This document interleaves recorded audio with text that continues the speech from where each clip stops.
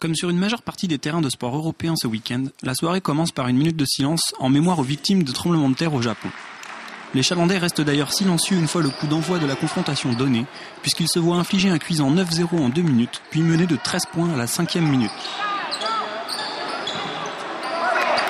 C'est alors que commence une première remontée fantastique pour les Vendéens, qui comblent leur retard grâce à une très bonne fin de premier quart-temps et un excellent deuxième tiers de second quart-temps, allant même jusqu'à égaliser 29-29 sur un shoot de Robert Yanders.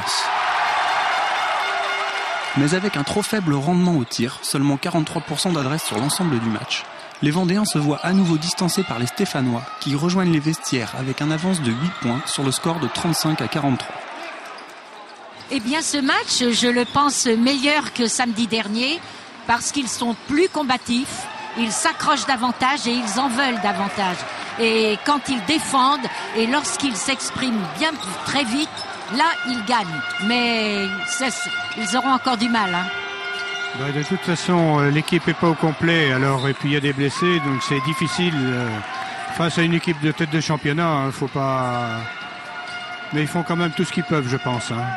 Moi, je trouve que Saint-Etienne n'est pas une grande équipe, donc Chaland a quand même la possibilité de revenir. Ça va être très dur. Il manque un élément quand même, un élément primordial. Retour sur le parquet, les Chalandais ne s'avouent pas vaincus malgré une efficacité insolente des visiteurs dans la raquette et un Petrovic des grands soirs. Dans un chaudron à cette occasion chalandais, Régis Boissier et les siens sonnent la révolte et rejoignent des Verts presque assommés à 1 minute du terme de la rencontre, 68-68. Entre quelques décisions arbitrales litigieuses et de nombreux lancers francs, ce sont les visiteurs qui arrachent la victoire sur un missile parfaitement programmé par Benjamin Thomas. Il faut s'accrocher. Mentalement, je pense qu'on a montré des vertus importantes ce soir. On était derrière comme un long moment, comme tu le dis, on a été capable de revenir. On a eu la balle pour passer devant et puis on est resté à égalité.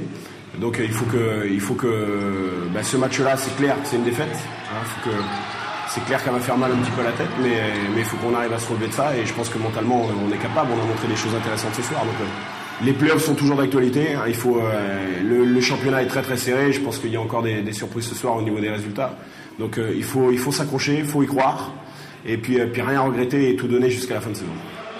Pour leur déplacement à Angers le week-end prochain, les basketteurs de Chaland devraient pouvoir compter sur le retour de leur intérieur américain Johan James pour espérer rester en lice dans la course aux playoffs.